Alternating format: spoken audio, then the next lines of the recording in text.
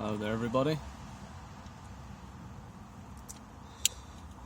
Just back with a bit of an update.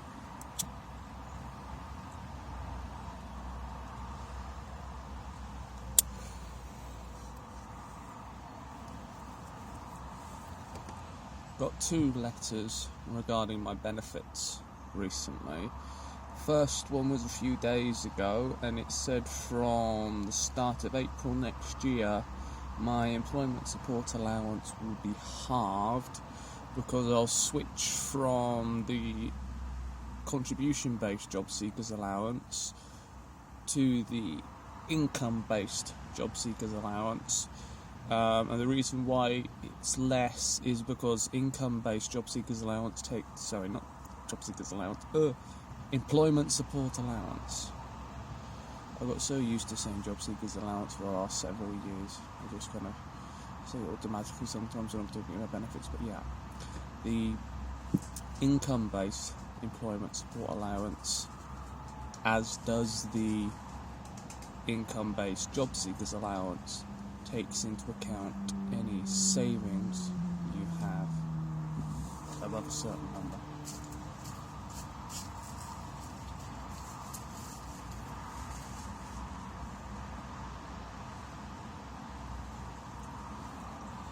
And you're essentially expected to live off of your savings, though I'm not willing to do that. I mean, that money's been building up for, almost 20 years. Oh no, sorry, over 20 years now. Why did I think I was 20? Yeah, it's been building up for over 20 years now, and I'm not just going to live off it.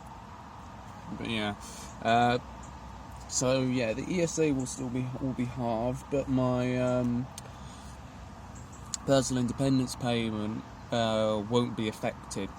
So it probably means that my monthly income goes down from £500 to like 300 or 350 or something like that. I mean, that's not much of a difference, but yeah. Anyway, the second letter I got was an appointment for a disability assessment, which I'm guessing is for them to determine which group they're going to put me in, which I've been waiting for months now. If I go in the group where they just say that I need support to find and keep a job, or they decide that I've got no hope of ever having a job, and I go in that support group. So that's early next month, like I guess the 12th of October. So yeah, hopefully once I've been there, it won't take long to find out which group they'll put me into, because I really don't want to be waiting around anymore.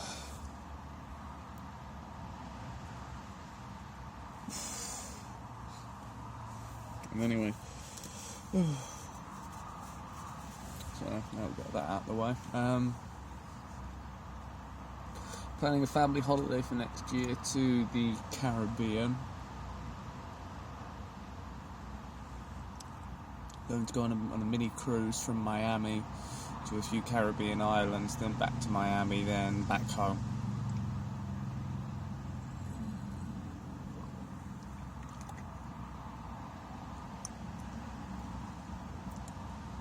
That will be sometime in July next year.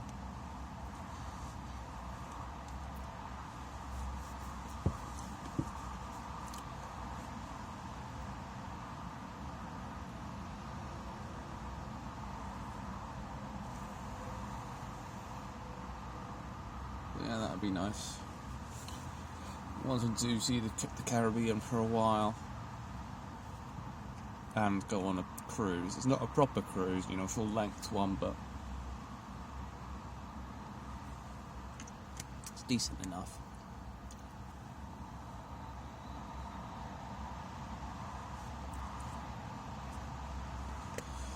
I didn't sleep at all last night. My insomnia. My sleeping has been getting worse recently. For the last 3 weeks or so. before then, I would, wake up at around, anywhere between 11:30 and 1:30, and I would usually just lie in bed. Not really because I was sleepy. I mean, I was a bit tired, but because I couldn't be bothered to get up, and I'd get up, roughly before my mum got home from work. But now I'm finding myself sleeping until, sometimes I get out of bed at 4:30. Yesterday, I got out of bed at 5:20, and I still felt bloody tired. And I just wanted to close my eyes and go to sleep. So I don't know where the hell this has come from. Because I'm not really doing anything different, to be honest. I'm still going to sleep around the same times.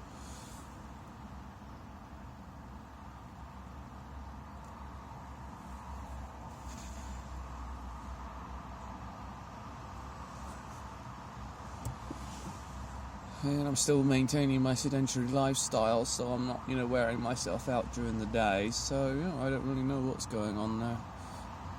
I just want to sleep. Yeah, it's this thing. I haven't slept, but I feel better now than I do when I wake up on an average day. That's how bad it is.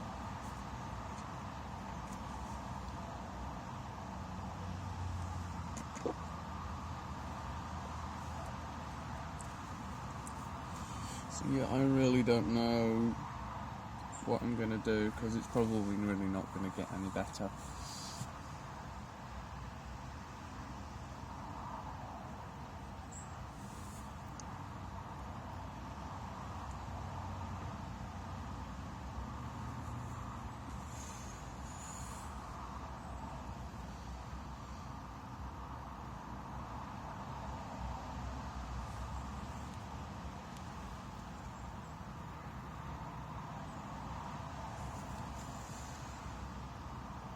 I found this website called the SCP Foundation, which is sort of similar to sort of creepypasta stuff, but it's sort of like the Foundation is an organisation that finds beings or items or locations that are paranormal in nature. Defy the laws of physics or chemistry, have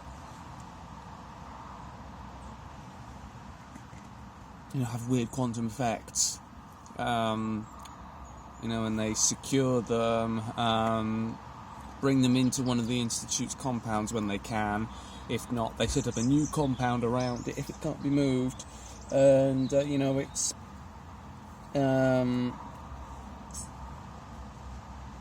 contained there, monitored, investigated, researched and stuff, and the pages on this site take the form of entries. It might be, for example, SCP-264, which could be a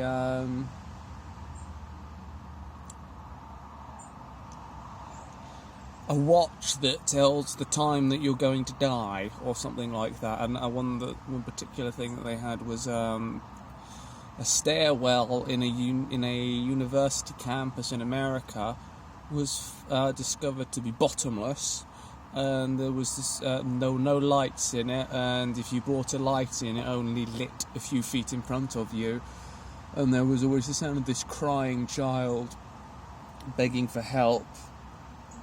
But the sound of its voice never got any closer, no matter how far down you went. And after a while, you'd start seeing this disembodied face, floating around and whatnot.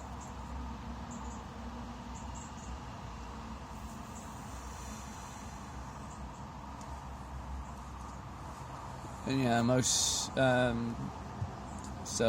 the Institute responded to that by disguising the entrance to the stairwell as a janitorial closet and having a secure lock on it that only members of the Foundation staff could unlock. And their test subjects, Aperture Science, are death row convicts that they use guinea pigs for it. They for the one with the bottomless stairwell, they have logs of their experiments. Sending the different times they sent the test subjects down there to find out about it, and to see if there was a bottom, to see if they ever got anywhere near the child, etc. And one of them ended up disappearing. And the last one was redacted, so I imagine that something pretty bad happened there, and it's been sealed off, and nobody really goes there anymore. The Foundation have given up on it as a source of research. There was another one which was interesting, which was something similar to the Large Hadron Collider at CERN. That when they were the company that built it, they were running their tests and stuff with it, and it was discovered that it put out abnormally large amounts of radiation, and a regulatory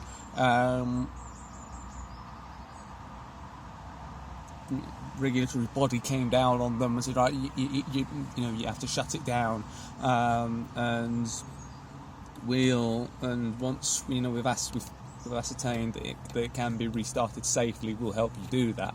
So 6 months later, the body sends some technicians down to help the company restart it, and they find the building's empty. All of their databases are wiped clean, and the machine is running, and they both died massive radiation poisoning. And the Foundation finds out about it, and they take control of the facility, and they start running their own experiments, and it turns out that the machine, every once in a while, for anywhere between 30 and 120 seconds, inverts the matter and antimatter in the universe, and then switches it back again. And it was determined in subsequent tests that every time it does this, a certain percentage of matter disappears. And sometimes it's people, and so on, and they just decided that they're going to, shut it down and cordon it off, and nobody's going to go in there, just to stop the universe collapsing on itself. Another one that I read was a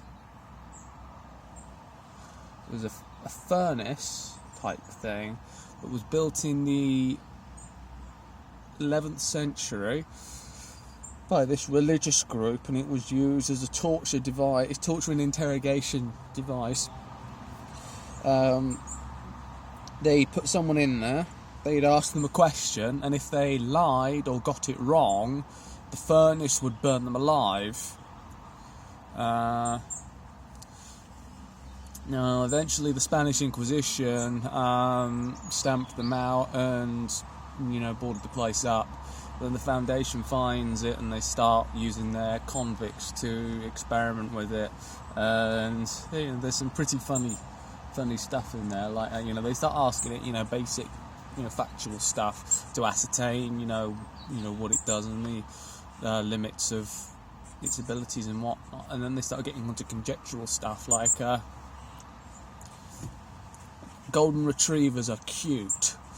It burned the subject alive. Golden retrievers are ugly. It burned the subject alive.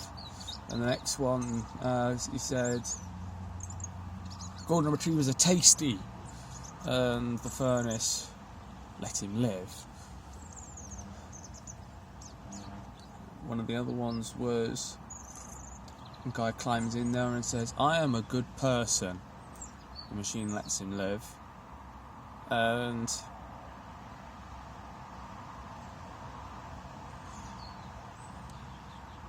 he breaks protocol and shouts out to the technicians and scientists outside, saying, "Hey guys, you were wrong. I'm freaking Mother Teresa in here."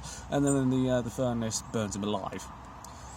But what's funny about that is that this particular convict was a convicted murderer who was also a cannibal. So yeah, the machine, or whatever you want to call it, its views on goodness are quite probably subjective. Another one, they wanted to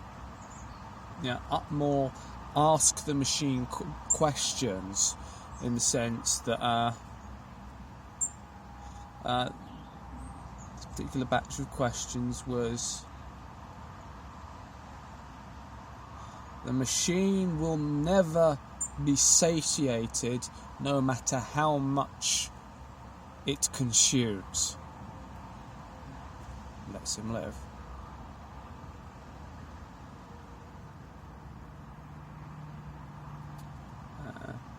And a few more in the same vein as that, until it was humans are tasty. The machine likes eating humans. The machine wishes it could roast me alive right now.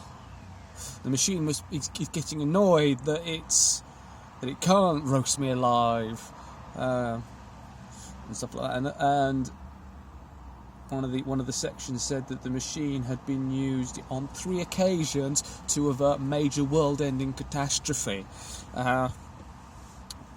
The particular one that they mentioned was, is humanity in danger of extinction?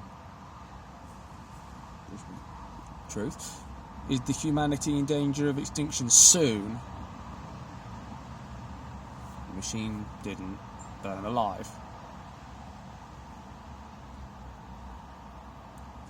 Is humanity in danger of extinction this month? The machine lets him live. Is the machine in danger?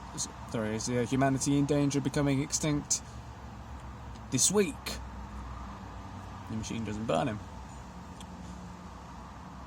Is humanity in danger of becoming extinct tomorrow? The machine burns him alive.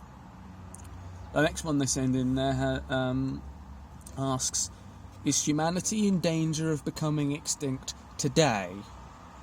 And the machine lets him live. So then they start, establishing questions about it, about, what the nature of the thing is that's going to make it, and eventually they ask it the question. Well, I'm not really asking it, but it's make the statement: the cause of humanity's extinction is in the possession of the Foundation.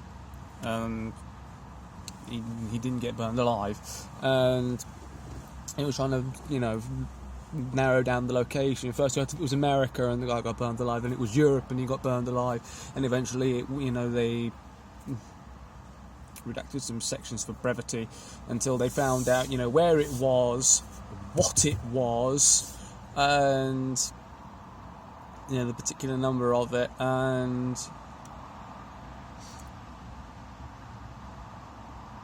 as they asked, the humanity's extinction can be averted, and the machine didn't burn him. So the team immediately sent word to the facility that was holding the item in question, and it was secured, and it was made absolutely certain that the item in question could not bring about humanity's extinction. And so this furnace, designed to torture and kill people for lying, actually saved the world, which is kind of ironic. So yeah, there's some very, very interesting things on that site. I'm just going through, hitting the random button, loading up, different stuff and reading through it, and I find it very, very interesting.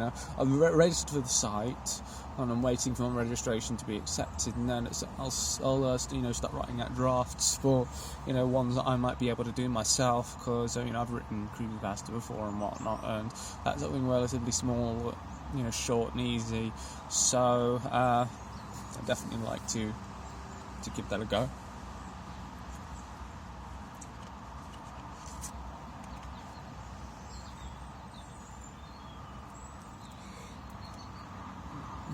You'd be amazed at the detail that some of these things go into, and a lot of, even though of course it's paranormal and whatnot, some of it it's so well written that it sounds believable.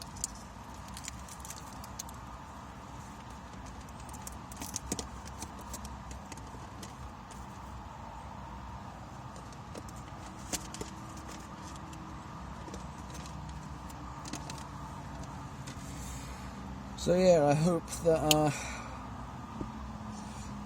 the ones I write can be as good as that, and people enjoy them.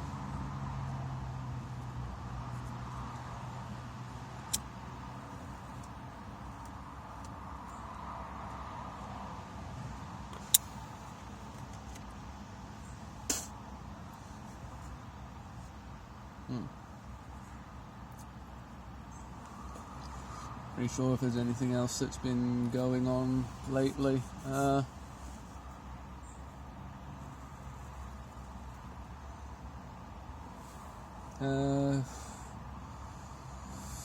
Not really. I guess I'll be making another video after I've been to that appointment to let you know what went on there. Yeah, hopefully it turns out well.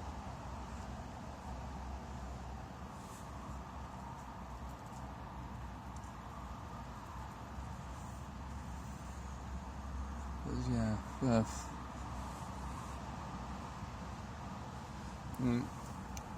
I don't know if I'll be seen by Atos or the Department of Work and Pensions itself. I hope it's not Atos, because Atos have a bad reputation for declaring people fit for work who aren't.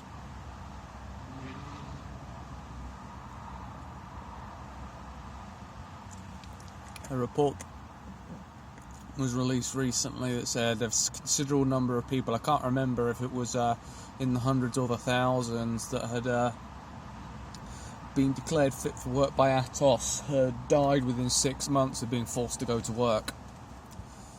So yeah, that was that's obviously something that I want to avoid. I mean, yeah, I'm not obviously not going to be, it's not going to kill me, but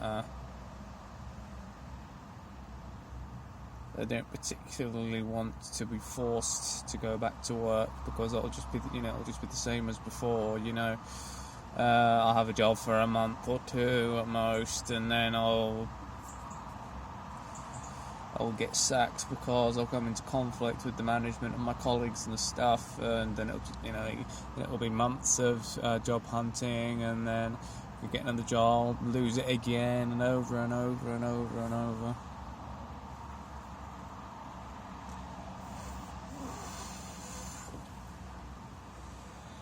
Yeah, really not something that I want to have to do.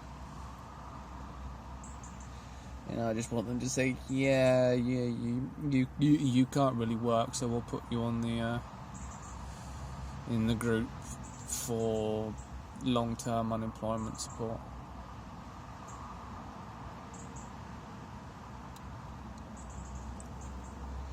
Which is good.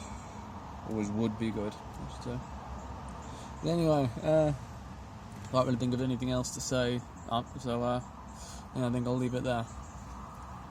Be seeing you.